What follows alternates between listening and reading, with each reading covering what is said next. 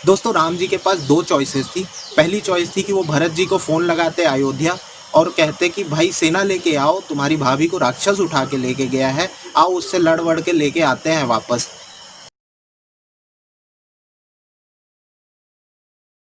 नमस्कार दोस्तों, मॉडर्न दार्शनिक में आपका स्वागत है। दोस्तों ज़िंदगी बहुत शानदार और ज़बरदस्त है, इसको पूरी ऊर्जा से जीना है।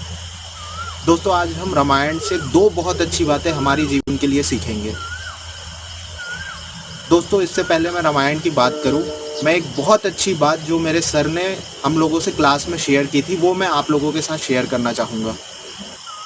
दोस्तों मेरे टीचर कहते हैं कि अगर आपको खुद के कैलिबर में फेथ है और आपके पास पेशेंस है and capability to work hard है तो सक्सेस यूनिवर्सल ट्रूथ है। यूनिवर्सल ट्रूथ जैसे दिन के बाद रात, रात के बाद दिन। दोस्तों अगर हम डार्कनेस को रात की तरह एज्यूम कर लें और सक्सेस को दिन की तरह, तो दोस्तों कोई भी इतना अनलकी हो ही नहीं सकता है कि वो खूब मेहनत करे और लाइफ में कभी भी सक्सेसफुल ना हो। बहुत लोग लक की बात करते हैं, तो लक फैक्टर बस इतना हो सकता है कि सपोज़ किसी का जन्म अगर इक्वेटर पे हुआ है जहाँ 12 घंटे की दिन और 12 घंटे की रात होती है, तो वो बहुत भाग्यशाली है क्योंकि वह सुबह की पहली किरण को 12 घंटों में ही बड़ी आसानी से देख पाएगा। मतलब कि ये कि बड़े ही कम एफर्ट्स के साथ उसे सक्सेस या उजाला मिल जाएगा। और अगर कोई बहुत अभागा है तो ज़्यादा से ज़्यादा उसका जन्म कहाँ पे होगा? पोल्स पे होगा, जहाँ 6 महीनों की रात और 6 महीनों की दिन होती है।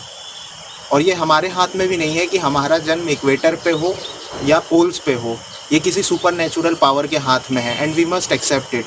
वरना हर कोई अंबानी के घर पे पैदा होता, मेरे बाप के घर पे कोई ना पैदा होता। पर फिर भी अगर कोई रात को पोल्स पे पैदा होता है तो वह भी सुबह की रोशनी ज़रूर देखेगा, अगर उसके में इन 6 महीनों के डार्कनेस को सरवाइव करने के लिए पेशेंस और कैपेबिलिटी हो। दोस्तों हो सकता है लाइफ में अभी आपके कोई सेटबैक आया हो, उसको आप ये 6 महीने के डार्कनेस के टाइम की तरह समझें और उसको आप जब निकाल लेंगे तो आप ज़रूर उजाला देखेंगे। दोस्तों ये हो ही नहीं सकता कि आप अर्थ पे हो और आपको कभी उजाला नसीब ही ना हो। बस अंतर ये है कि किसी को 12 घंटों में तो किसी को 6 महीने बाद मिले। दोस्तों आप इस अंधेरे में ही मत उलझ जाइए, इस डार्कनेस में ही मत मर जाइए। आप पेशेंस रखिए, आप ज़रूर उजाला देख पाएंगे। दोस्तों इस सिक्के का दूसरा बहुत ही फैसिनेटिंग हिस्सा भी है, जिसको बहुत कम मेहनत के बाद सक्सेस मिली है, उससे अगले 12 घंटे बाद फिर वो सक्सेस छीन ली जाएगी, फिर रात होगी, फिर मेहनत करनी पड़ेगी। लेकिन जिसे 6 महीनों के बाद सक्सेस मिला है उसे अगले 6 महीनों तक के लिए उजाला मिला है। His success is more permanent.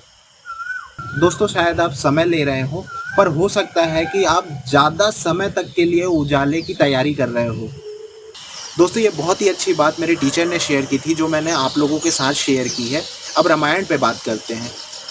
दोस्तों राम जी जब तक अयोध्या में थे वे राजकुमार थे। राम जी जैसे ही अयोध्या से निकलकर जंगल में गए और विषम परिस्थितियों का सामना कर कर जब वो अयोध्या लौटे तो वो भगवान श्री राम बनकर लौटे।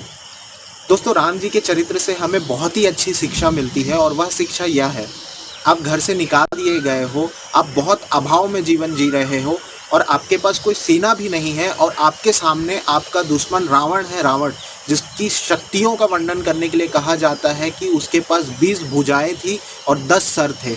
मतलब एक आम इंसान से, एक ऑर्डिनरी पर्सन से 10 गुना ज़्यादा शक्ति और 10 गुना ज़्यादा तेज चलने वाला दिमाग। दोस्तों राम जी के पास दो चॉइसेस थी।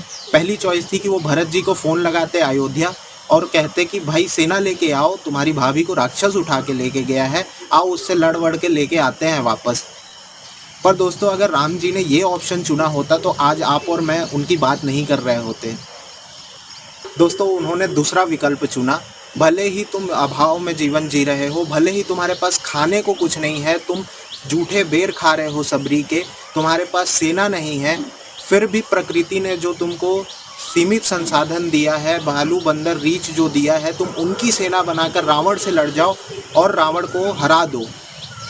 दोस्तों ये हमारे लाइफ में बहुत ही अच्छी एक्सेप्ट करने वाली, अडॉप्ट करने वाली बात है, क्योंकि हम लाइफ में हमेशा कंप्लेन करते रहते हैं कि उसकी वजह से वो नहीं हुआ, हमारे लाइफ में ये नहीं था, इसकी वजह से वो नहीं हुआ। तो दोस्तों हमें ये सीखना चाहिए कि हमारी लाइफ में जो भी लिमिटेड सोर्सेज हो, जो भी लिमिटेड रिसोर्सेज हो, उनको कलेक्ट करके हमें अपने लाइफ के रावण या प्रॉब्लम से लड़ जाना है और बिल्कुल उसको हरा देना है। दोस्तों, और ये कोई सामान्य विजय नहीं होगी, ये आपकी बहुत बड़ी विजय है, क्योंकि इसके लिए आपने किसी से सहारा नहीं लिया है। आप अपने स्वाभिमान के बल पर लड़े हैं, आप अपने क्षमताओं के बल पर लड़े हैं। दोस्तों, इसके बाद जब आप अयोध्या लौटेंगे तो अयोध्या में आपके विजय की हज़ारों साल तक दीपावली मनाई जाएगी और हज़ारों साल तक आपके लौटने की खुशियाँ मनाई जाएंगी। तो दोस्तों, अपने कैलिबर पे और अपनी कैपेबिलिटी पे ज़रूर फेथ रखें, अपने ऊपर विश्वास रखें। दोस्तों, आप भी ज़रूर अपने जीवन के रावण को हरा देंगे। दोस्तों, अब दूसरे पहलू पे आते हैं रामायण के, जहाँ से हमें बहुत ही अच्छी बात सीखने को मिलती है।